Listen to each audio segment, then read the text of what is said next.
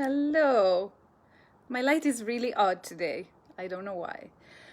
Welcome everybody. Welcome to the second edition of Parole Amate. My name is Beatrice and I am the event coordinator at Italian Cultural Center. The word today starts with a B and it is boccaccesco, pertaining to Boccaccio, the 14th century writer.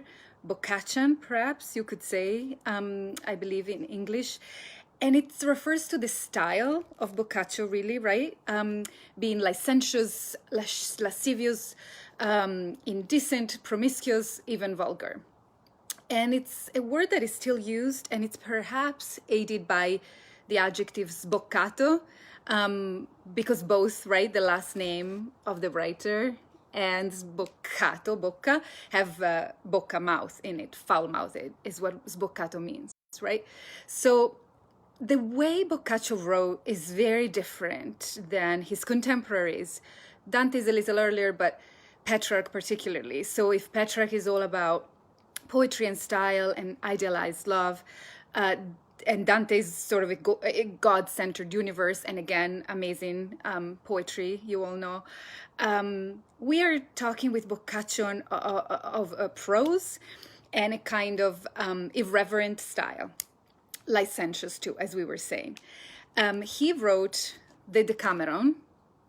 You must have heard about it because it's pertinent to this time. So imagine 1348 in Florence, and a group of young people, not really young at the time, he was sort of in his mid-30s, but 5 women, 5 men decide to leave the town of Florence that is truly plagued by the sickness and go on the hills nearby Florence and tell each other stories. That's the setup, right? So it's 10 days, 10 stories each day, 100 novellas.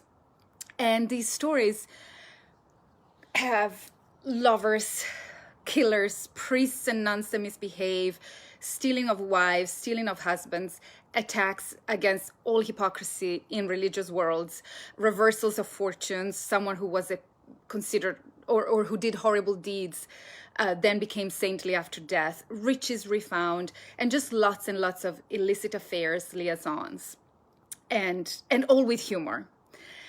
But I have to say that, and so there is no, idealization of the antiquities or, as we were saying, love or some God-centered universe. And also women have a little bit more agency in the sense that they are part of this group. And even though Boccaccio tries to be sort of mindful in the way of the time about women, there is a presence, right? And they have agency for sure.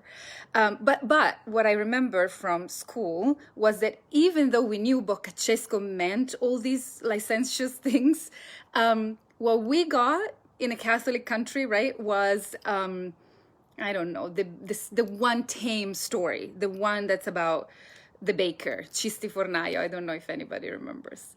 So now that I'm free, right, of Catholic ties, I went and looked at some of these descriptions, and I just chose one description, a sort of mini summary for today that I'll read in Italian first, because it's fun to hear this 14th century Italian, which again, that was a novel use, right, of our sort of new language in a way. And so it's the second novella in the 9th day. Here it goes in Italian, and then I'll translate it in English. Levasi una badessa in fretta e al buio per trovare una sua monaca, a lei accusata col suo amante nel letto.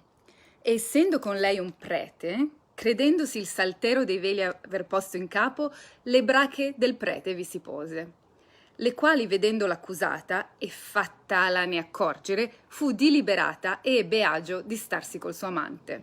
Okay, it's hard for me to go back to older Italian now after 20 years in the US.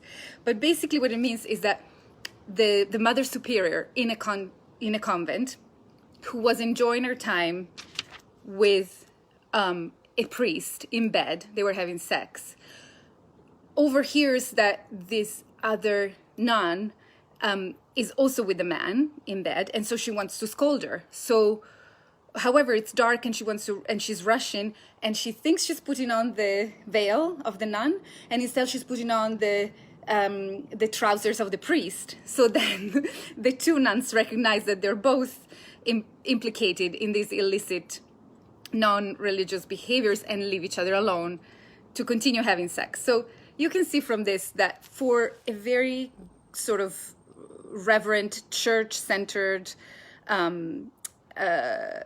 country, it was I guess revolutionary.